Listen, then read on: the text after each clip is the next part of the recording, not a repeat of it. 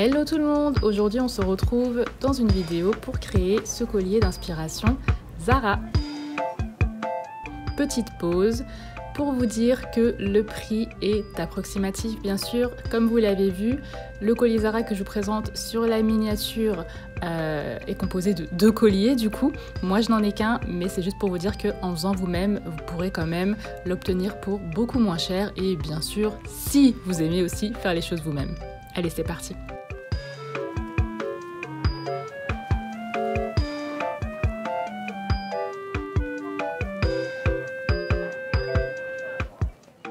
Alors pour commencer, nous allons réaliser les pierres. Donc pour cela, vous allez prendre de la pâte translucide. Donc c'est la numéro 014 de la marque Fimo. Vous pouvez utiliser la pâte translucide de n'importe quelle marque de pâte polymère. Je vais y couper 3 lignes et je vais venir malaxer tout ça pour ramollir la pâte, sachant que la pâte translucide est une pâte assez dure. Armez-vous de patience. Je n'ai pas voulu utiliser ma machine à pâte puisqu'elle n'est pas très propre et je ne voulais pas du tout salir ma pâte translucide et qu'il y ait des choses qui se voient ensuite. Je vais maintenant utiliser cette encre Colorex, couleur cyan avec cette pipette. Donc je mets de la couleur à l'intérieur. Moi je vous conseille d'en mettre moins. Donc par exemple là j'en ai mis, ensuite je vais en rajouter, mais je vous conseille d'en mettre qu'une seule fois puisque les encres Colorex colorent énormément et du coup je n'ai pas vraiment l'aspect translucide que je voulais. J'ai un aspect translucide mais pas aussi translucide que je le souhaitais. Vous pouvez aussi utiliser de la peinture vitrail, je crois que ça s'appelle, que vous pouvez trouver aussi en magasin de loisirs créatifs, mais moi j'avais cette encre-ci, je n'avais pas l'autre, donc j'ai utilisé ça et ça fait très bien l'affaire. Donc je fais un mélange avec le cyan que vous avez vu, un mélange avec le cobalt que vous voyez maintenant. Aussi, vous pouvez utiliser les couleurs que vous souhaitez. J'ai pas voulu faire la même pierre que j'avais vue sur le site, j'ai voulu vraiment en faire une à ma sauce. Et ensuite, je vais prendre cette couleur violet. Donc j'ai mis des gants puisque l'encre colore énormément et je voulais pas me retrouver avec les doigts de toutes les couleurs.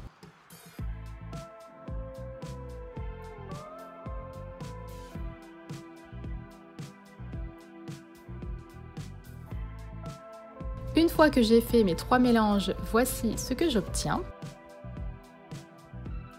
Je vais faire 3 boudins avec chaque couleur.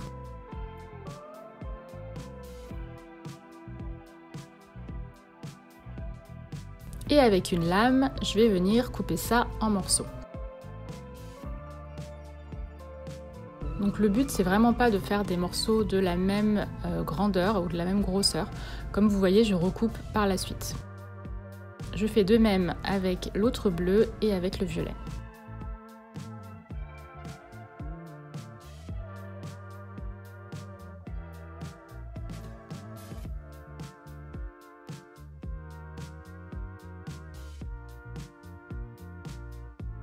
Vous pouvez même, comme moi, venir arracher des petits morceaux. Ensuite, je viens mélanger toutes mes couleurs ensemble.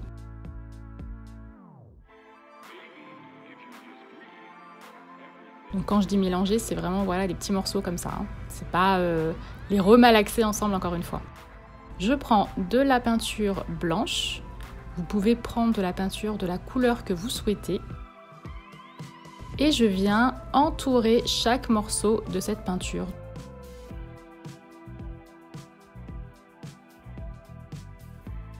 Je vais ensuite ajouter de la Fimo liquide, ça c'est pour que mes morceaux collent bien entre eux et qu'après la cuisson, ma pierre ne s'effrite pas à cause de la peinture.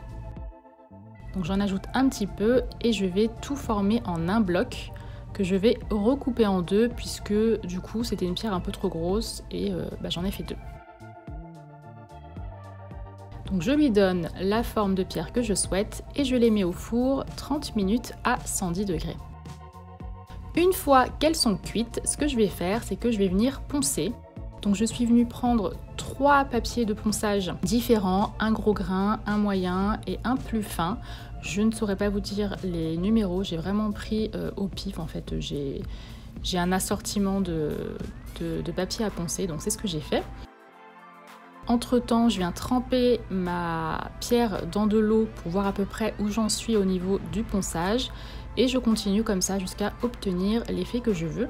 J'ai volontairement laissé des côtés avec un petit peu plus de peinture blanche puisque après, à la fin, ça va faire comme un effet de mer et je trouve ça vraiment très joli. Et j'ai fini par un bloc à poncer que j'utilise normalement pour mes ongles. Mais celui-ci, je l'ai pris spécialement pour la Fimo. Je vais ensuite utiliser de la résine. Donc si vous avez de la résine UV, utilisez-la, ce sera plus rapide. Celle-ci est une résine qui sert aussi à vernir des éléments, donc c'est assez pratique. Donc je m'aide d'un pinceau et je viens vernir tout ça. Bien entendu, il va falloir attendre de 24 à 48 heures pour un séchage complet. Maintenant, nous allons passer au collier macramé. Alors, vous n'imaginez pas à quel point j'ai galéré pour trouver vraiment une technique qui fonctionne. Donc je vais utiliser tout ce matériel, plus un petit classeur cartonné, vous utilisez vraiment ce que vous voulez. Je viens y couper un fil, donc il va falloir le couper beaucoup plus grand que moi, hein, après je l'aurai changé. Et ensuite je vais couper 17 fils de la même longueur, sachant qu'il faut les faire moyennement grands pour ensuite l'attacher en collier en fonction de la taille du collier que vous souhaitez. Donc voilà, j'en ai coupé 17 de même longueur. Je vais maintenant les prendre un à un. Donc là, j'ai utilisé du fil d'amigurumi pour le crochet puisque c'est tout ce que j'avais pour ce projet. Donc je le plie en deux, je passe la boucle sous le fil et je passe les fils dans la boucle. Donc je vous remontre, je plie ça en deux. Je prends le côté où il y a la boucle que je passe sous le fil, j'ouvre la boucle et je repasse les deux fils à l'intérieur. Je tire et voilà. Et je vais disposer les 17 fils de cette façon. Donc je n'ai trouvé que cette technique sur YouTube pour faire du macramé. Pour le reste, je suis partie au feeling et aux essais. Donc l'effet n'est pas exactement le même que le collier Zara, de toute manière, c'est qu'une inspiration. Si vous voulez le faire, prenez un fil plus fin si vous voulez vraiment avoir ce même effet. Je détache ensuite le tout et je viens faire un double nœud pour créer un cercle. Donc le double nœud, je le fais avec les deux fils que j'avais accrochés de part et d'autre avec les pinces. Maintenant, c'est un casse-tête, mais c'est une question d'organisation. Donc je vais prendre 12 fils pour commencer. Le reste, je vais venir le pincer là-haut et je vais séparer ces 12 fils en deux. Donc je commence par 6 fils. J'en prends 3 et je commence à tresser. Le nombre de tresses que vous allez faire dépend vraiment de la taille de votre pierre. Moi, j'ai fait environ 3 brins, voilà, à chaque fois. Le fil qui est à droite, on le laisse bien à droite et on fait la même chose de l'autre côté. Donc je tresse et je vais cette fois-ci laisser un fil à gauche. Vous voyez les deux fils? Nous allons les croiser. Donc celui de gauche, je le mets en dessous, celui de droite au-dessus. Je viens attacher un côté pour pas que ça me dérange. Et je reviens tresser en croisant ces deux fils, ce qui va nous créer un tissage. Donc si vous n'avez pas compris, n'hésitez pas à revenir en arrière. Donc je fais de même et de l'autre côté également. Donc je tresse toujours un peu plus puisqu'ensuite je passe au tressage suivant et pour pas que ça se détache, voilà, c'est plus simple. Maintenant je prends les 6 autres fils et je fais exactement la même chose. Donc je vais faire un tressage de 3 brins, alors 3 brins on va dire, 3 brins d'un côté. La même chose à droite, je croise les fils et je refais un tressage, ce qui fait que tout ça se rassemble en fait.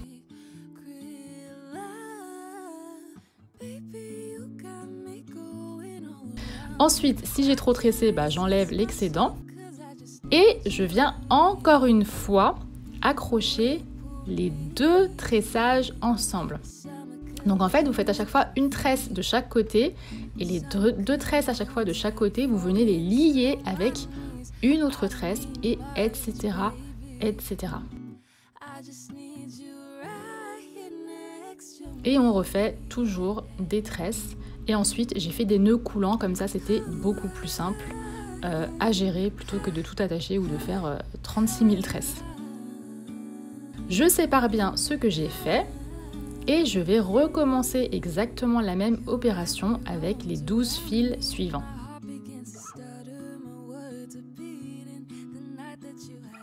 Donc on sépare d'abord de 6 fils, on fait 2 tressages, on vient croiser les 2 brins qui nous restent sur le côté et on recommence un tressage à nouveau.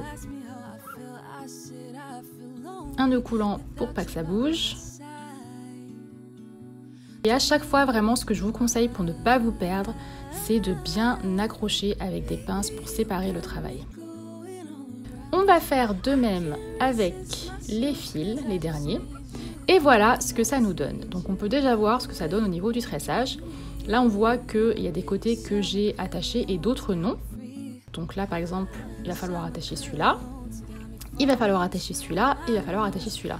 J'attache en général les tresses qui sont les plus éloignées les unes des autres. Et au final, ça va vous créer comme une étoile en fait.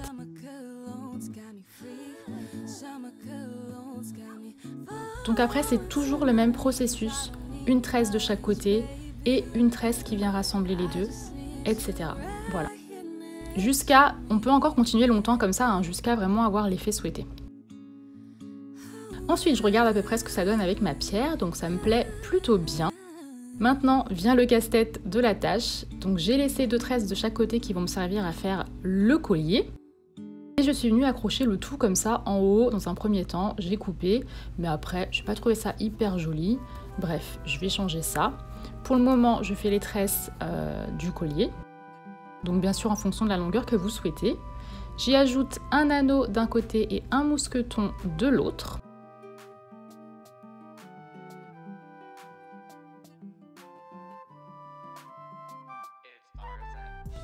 Et ensuite, pour accrocher tous les fils, je vais tout venir accrocher derrière.